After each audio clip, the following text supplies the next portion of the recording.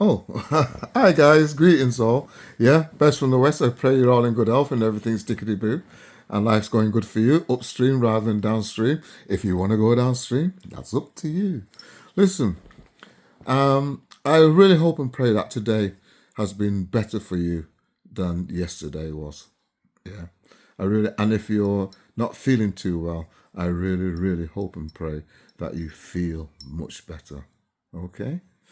Well, that's my daughter and my son, and my granddaughter, my son, and my daughter, and that's me, graduation day. Anyhow, that's that. Just in case you want to know what those pictures were. Right. So listen, I want you all to just stick with me for a couple of minutes, yeah, and I'll try and explain something how what's been happening with me.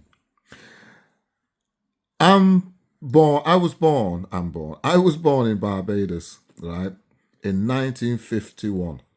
Okay, that's right. I'm 74 years of age. Okay, I came to England when I was 7.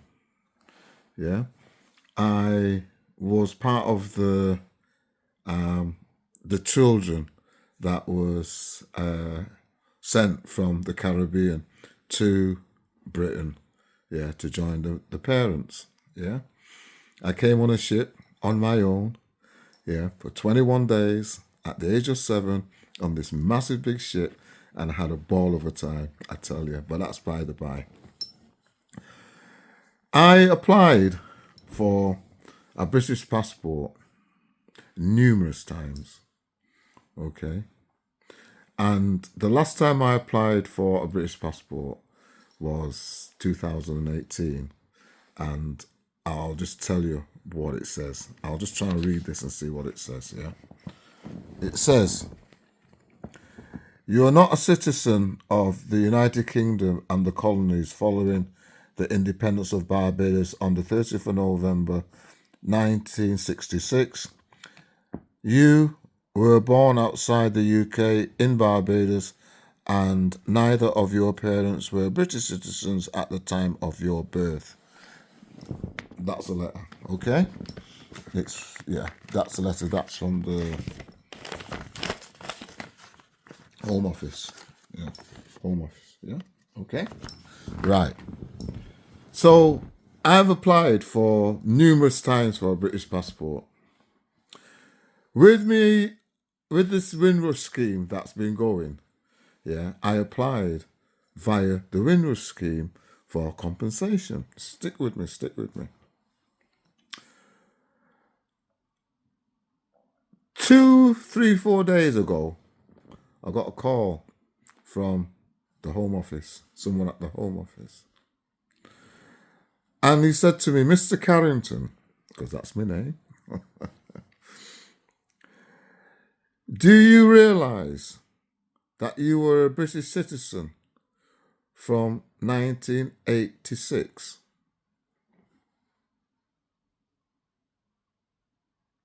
Seriously. He said to me, do you realise that you were a British citizen? You were granted British citizenship in 1986 under some act. I don't know what act it was. No one's ever told me.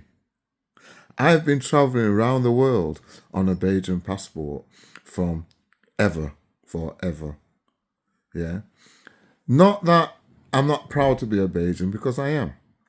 However, the stress I've had travelling on a West Indian passport or a Caribbean passport around this world, anyone who's ever travelled on a Caribbean or any other passport from Africa or the Caribbean will tell you it's stressful.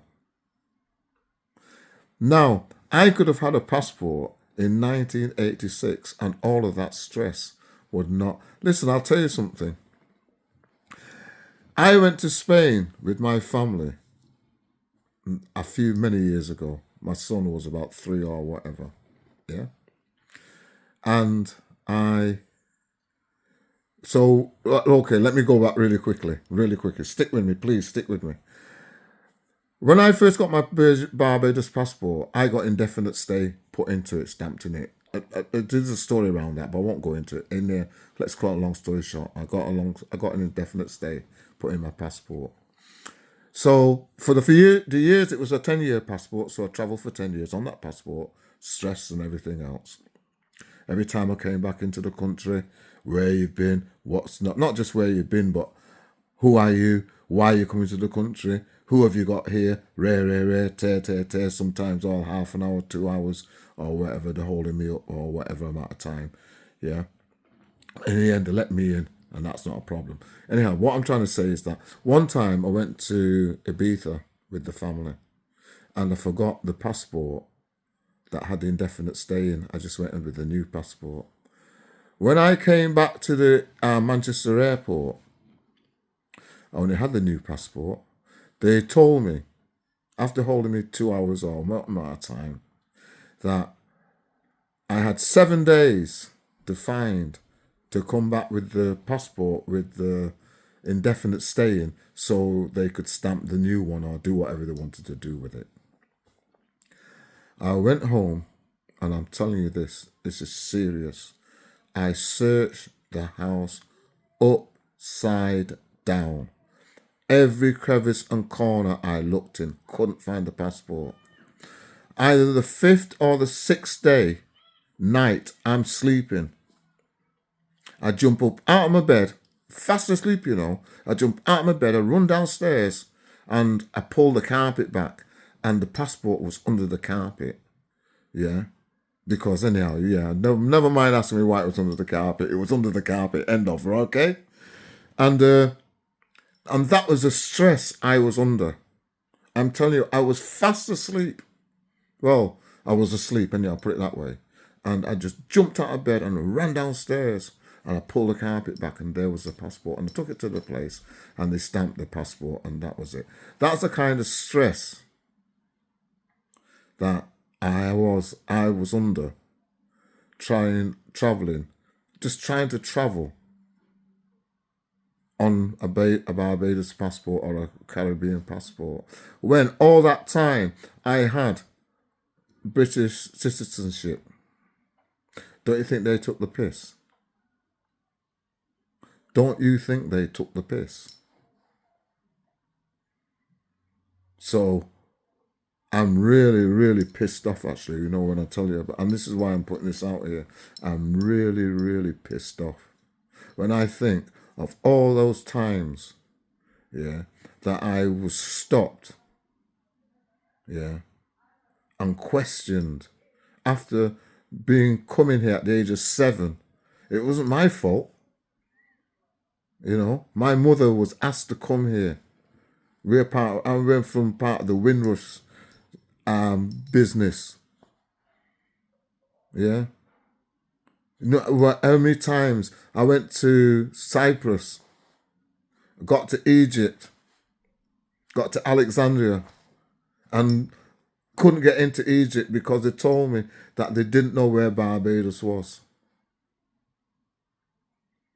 Flew out of Manchester, flew into Amsterdam,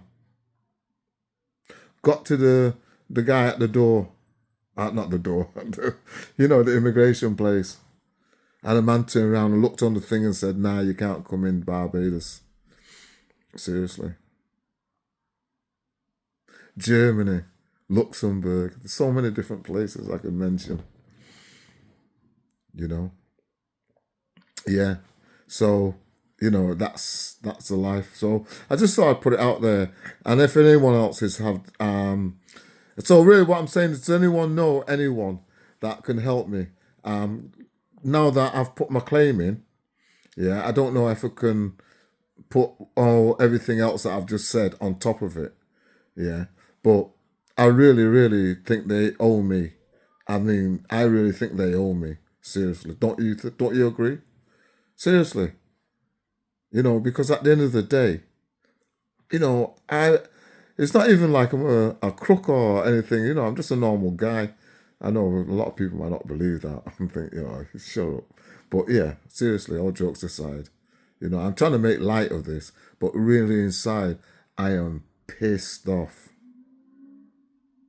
Anyone that travels will know. Yeah, when you get stopped and you get questioned, and it's this and it's that and it's the other, and all you're trying to do is just go and have a holiday. It's not even like you want to live there. You just want to just get away from the stress and everything else that you're having in this country, and go somewhere where you can just probably just lay on the beach, or just go and sit in a cafe and get stoned. Let's be real, yeah. And it's stopped. So yeah. So if anyone knows anyone that can help, and yeah, that's just. I mean, that's just like the surface. And I could go so deep, when it comes to this immigration thing. But yeah. Anyhow, listen. I thought I'd just come and get. I just got to get it off my chest. I just got to get it off my chest. I'm so pissed off. Yeah. But yeah. So yeah. So that's just something. I mean, the thing is, when you think about it, at any time, I've been thinking. At any time, I mean, I have thought about it.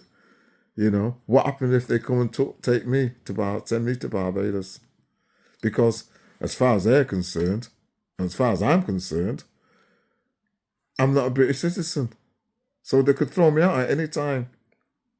And I came here at the age of 7 on a British passport. The same flag that was flying over Buckingham Palace and Downing Street, yeah, was flying over Barbados. Barbados is known as Little England, for people that don't know.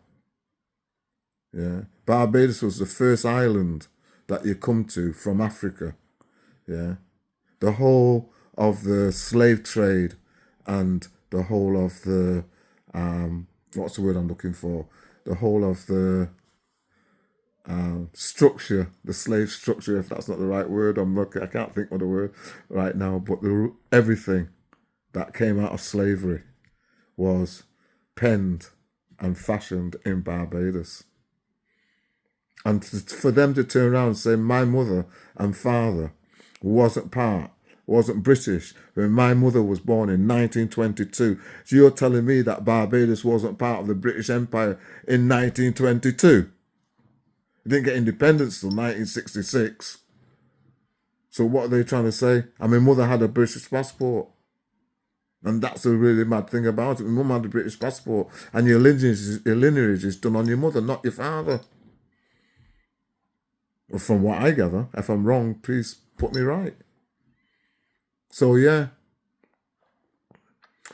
Yeah, I'm just looking at how long I've been on here. I just don't want to bore you all, you know what I mean? But yeah, I just thought I'd just put it out there, and just let you know. So if anyone out there is, anyone else that's struggling, tell them to get in touch, with the Windrush, yeah, anywhere that they are, and you will get something, you will get some kind of justification, hopefully. Because they said to me, my letter will be here in 2 weeks, and then I can apply for a British passport. Are they not taking the PISS? Eh? Seriously, are they not taking the PISS? Anyhow, listen, I love you all, but the Most High loves you more than I do. And remember, be good to one another. Won't give a wink to someone. Just give them a nudge. And just say, you don't even have to say nothing. Just give them a smile. You know what I mean? And just get on with your day. Remember, I love you all, but the Most High loves you more than I do. And if no one's told you today they love you, I'm telling you, I love you. Just you. Where you there you go. Just you. Yeah? See ya.